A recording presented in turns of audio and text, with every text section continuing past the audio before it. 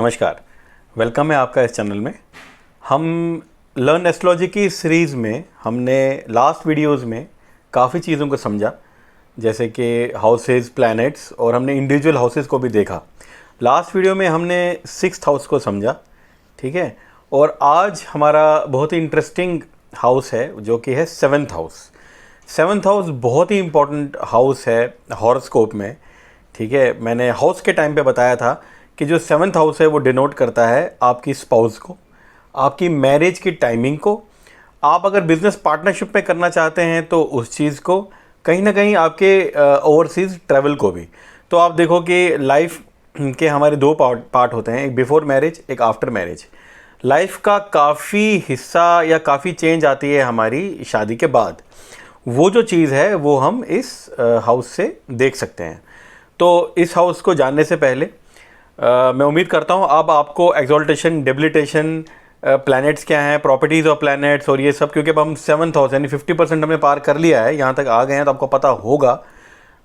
अभी भी याद रखना थोड़ा टफ होता है पहले पहले, लेकिन आपको एक बेसिक आइडिया, फेयर आइडिया होगा, या आपने एक रेडी रेकनर रखना शुरू कर दिया होगा। जैसे कि ये बुक है, ठीक है, लर्न एस्ट्रोलॉजी इन 3 आवर्स। तो ऐसा एक रेडी रेकनर आपके पास होना चाहिए जिसको देख के आप देख सकें ये सारी चीज़ें जो मैं बता रहा था, एक्सॉल्टेशन, डेबिलिटेशन वगैरह, ठीक है। अब 7th हाउस को देखते हैं। तो 7th हाउस हमारा वही 3 पॉइंट प्रिंसिपल है। पहले हम देखेंगे कि हमारे इस चार्ट में 7th हाउस को रूल कौन कर रहा है, नंबर कौन सा है। वहाँ पे नंबर है 5। 5 नंबर किसका है? सन का। तो इसका मतलब इस हाउस का रूलर है सन। अब आप देखो, इस हाउस का रूलर सन है और सन 5th हाउस में ही बैठा है, तो मतलब सन एक्सॉल्टेड हो गया, उच्च का हो गया। हालांकि सन 1 नंबर में एक्सॉल्टेड होता है, लेकिन अपनी साइन में है तो सन अच्छा हो गया, ठीक है। दूसरा प्लैनेट कौन है साथ में इसके? यहाँ पे दूसरा प्लैनेट है मरकरी, ठीक है। और मरकरी खुद किसको रूल कर रहा है? मरकरी रूल कर रहा है हाउस नंबर 5 को। अगर आप देखें 3 नंबर वहाँ पे है, और हाउस नंबर 8 को, ठीक है, वहाँ पे 6 नंबर है। तो 3 नंबर और 6 नंबर को मरकरी रूल कर रहा है और खुद बैठा हुआ है 7th हाउस में, और सन अपने ही साइन में है तो वो इसको रूल कर रहा है, ठीक है। अब इस इंफॉर्मेशन के साथ अब हम 7th हाउस की प्रेडिक्शन करेंगे, ठीक है। तो पहले तो आ जाते हैं इस पे, प्रॉपर्टी ऑफ प्लैनेट पे। किसकी? सन की और मरकरी की। सन की प्रॉपर्टी क्या है? जो सन है वो दिखाता है एडमिनिस्ट्रेटिव क्वालिटी, लीडरशिप स्किल्स, वो दिखाता है एथिकल चीज़ों को। इसका मतलब आपका जो स्पाउस होगा, हस्बैंड या वाइफ, वो एथिकल होगा, लीडरशिप क्वालिटी उसमें होगी, वो किसी गवर्नमेंट से रिलेटेड काम करता होगा या गवर्नमेंट जॉब में होगा, ऐसा भी। और अगर हम डिटेल में जाएं तो देख सकते हैं। साथ में आ जाता है मरकरी। मरकरी का मतलब होता है क्लेवरनेस, इंटेलिजेंस, कॉमन सेंस बहुत अच्छा होना, फ्रेंडशिप बहुत अच्छे होते हैं, ज़्यादा होते हैं। अब सन और मरकरी क्योंकि दोनों आ गए, तो इसका मतलब हो गया कि बंदा में लीडरशिप क्वालिटीज़ तो हैं, लेकिन बंदे के अच्छा फ्रेंड सर्कल है, बंदे का कॉमन सेंस भी अच्छा है, ठीक है। इसका मतलब जो भी आपका स्पाउस है उसमें ये सारी क्वालिटीज़ ऑटोमेटिकली आती हैं, क्योंकि ये 7th हाउस में आता है, ठीक है।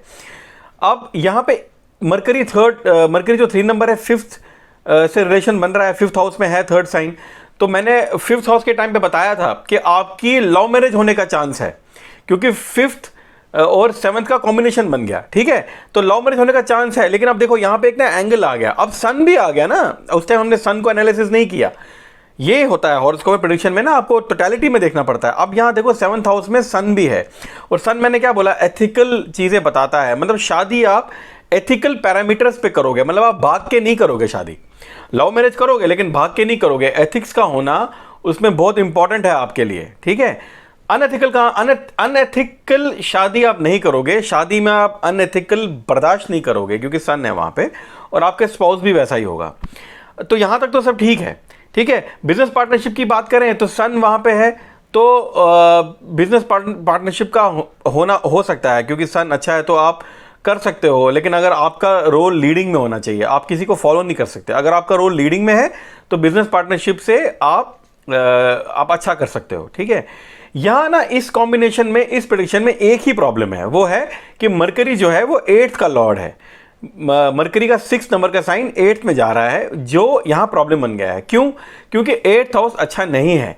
मैंने आपको बताया था 6th, 8th और 12th ये 3 घर अच्छे घर नहीं होते हैं। 6th हेल्थ को डिनोट करता है, 8th लॉन्गेविटी, एज को डिनोट करता है, 12th जो है वो लॉसेस को डिनोट करता है। अब 8th में क्योंकि नंबर 6 आ गया तो ये 7th हाउस की प्रॉपर्टी को खराब कर सकता है। इसका मतलब आपके शादी में अगर अब कोई प्रॉब्लम आएगी तो मरकरी करेगा, बिकॉज वो अब 8th हाउस में आ गया। तो एक तरफ से मरकरी आपको अब लव मैरिज दिखा रहा है बिकॉज 5th के साथ कॉम्बिनेशन है, लेकिन एक तरफ से वो 8th में भी आ गया। तो अब ये एक कॉम्बिनेशन बन गया जिसमें हो सकता है कि जब ये दशा अंतरदशा चलेगी सन की, मरकरी की, उस टाइम पे ज़्यादातर मरकरी की, उस टाइम पे ऐसा हो सकता है कि आप एक रिलेशनशिप में हो लेकिन वो रिलेशनशिप आगे नहीं बढ़ पा रहा है, वो फ्रीज हो गया है, उसमें कोई क्लैरिटी नहीं मिल पा रही है और उससे आपकी शादी की टाइमिंग में प्रॉब्लम आ रहा है। ठीक है, अगर आपकी शादी किसी तरीके से हो चुकी है तो शादी के होने के बाद अगर मरकरी की दशा अंतरदशा इफेक्ट होती है तो आप देखोगे कि आपकी शादीशुदा ज़िंदगी में तनाव उत्पन्न होंगे, क्योंकि मरकरी 8th का लॉर्ड है जो 7th में बैठ गया है। इसका मतलब आपकी शादी में प्रॉब्लम्स आएंगे, डिफरेंस ऑफ ओपिनियन आएगा, क्योंकि मरकरी एक ओपिनियन है, तो डिफरेंस ऑफ ओपिनियन आएगा क्योंकि मरकरी 8th में है और वो 8th का लॉर्ड है और 7th में बैठा है। लेकिन क्योंकि यहाँ पे सन अच्छी पोजीशन में और अच्छी स्थिति में बैठा है, इसलिए वो शादी को बचाए रखेगा, शादी आपकी टूटेगी नहीं, क्योंकि सन 5th साइन में है, अच्छे साइन में है, अच्छी इसमें बैठा है, इसलिए वो शादी को बचा के रखेगा। तो अगर आपको किसी का प्रेडिक्ट करना है टाइमिंग किसकी शादी कब होगी, तो आप क्या देखोगे, आप देखोगे सन, पहले सबसे पहले आप देखोगे कि सन की दशा अंतरदशा कब इफेक्ट हो रही है, आप देखोगे मरकरी की दशा अंतरदशा कब इफेक्ट हो रही है। ये जो चीज़ें हैं ये आपको बताएंगी कि इन जातक की शादी का टाइमिंग क्या होगा। शादी किससे होगी वो मैंने बताया, सन की प्रॉपर्टी, मरकरी की प्रॉपर्टी, वही आपके स्पाउस की प्रॉपर्टी होगी, वो वर्किंग होना चाहिए 100%। और शादी में प्रॉब्लम कहाँ से आ सकती है, तो मरकरी से आ सकती है, क्योंकि मरकरी 8th का लॉर्ड है। ठीक है, तो इस वीडियो में हमने ब्रीफली समझा कि कैसे हम 7th हाउस से अपनी मैरिज को प्रेडिक्ट कर सकते हैं कि किससे होगी, कहाँ होगी, कैसे होगी और क्या उसमें प्रॉब्लम्स आ सकती हैं। ठीक है, आई होप कि इस वीडियो से आपको फ़ायदा हो एंड आई होप कि आप इस बुक को रीड कर रहे हैं। अब हम नेक्स्ट वीडियोस में हम अब आगे बढ़ेंगे 7th के आगे, 8th house, 9th house, 10th house, बहुत ही इंपॉर्टेंट हाउस आने वाले हैं आगे। 8 तो है ही, 10th बहुत इंपॉर्टेंट हाउस है, 11th बहुत इंपॉर्टेंट हाउस है। तो आप बने रहिए इस चैनल के साथ और देखते रहिए वीडियो। और अगर आपको कोई भी डाउट हो तो आप प्लीज़ कमेंट कीजिए, या कोई चार्ट आपको किसी और चार्ट पे आप चाहते हो एनालिसिस हो तो आप वो चार्ट का डेट टाइम डालिए, हम उस चार्ट का एनालिसिस करेंगे। Thank you for watching.